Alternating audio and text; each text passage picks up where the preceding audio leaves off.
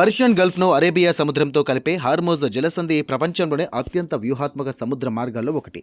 ప్రపంచ crude oil, LNG అలాగే LPG రవాణాల్లో భారీ శాతం ఈ మార్గం ద్వారానే జరుగుతుంది.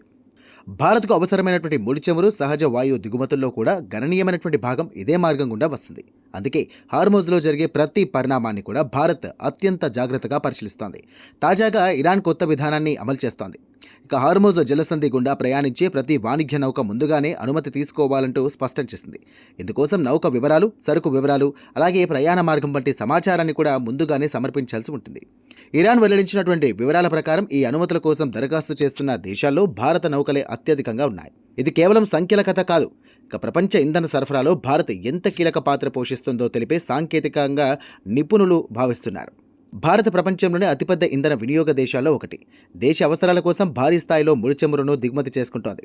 అందులో పెద్ద భాగం గల్ఫ్ దేశాల నుండే వస్తుంది. అందువల్ల హార్మోజ్ జలసంధి సురక్షితంగా కొనసాగడం భారత ఆర్థిక వ్యవస్థకు అత్యంత కీలకం.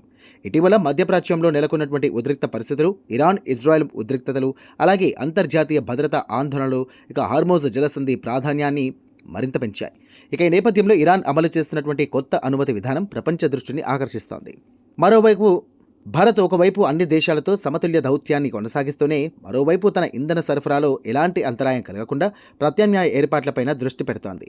అయినా హార్మోజ్ జలసంధి ఇప్పటికే భారత ఇంధన భద్రతకు ఇక ప్రధాన జీవనాడిగానే కొనసాగుతోంది. హార్మోజ్ జలసంధి కేవలం ఒక సముద్ర మార్గం మాత్రమే కాదు, ప్రపంచ ఇంధన సరఫరాను ప్రభావితం చేసే వ్యూహాత్మక కేంద్రం. అక్కడ భారత నౌకల సంఖ్య పెరగడం, అలాగే ఇరాన్ అనుమతుల జాబితాలో భారత్ అగ్రస్థానంలో నిలవడం దేశ వాణిజ్య, ఇంధన భద్రత పరంగా ఒక కీలక పరిణామంగా విశ్లేషకులు చెబుతున్నారు.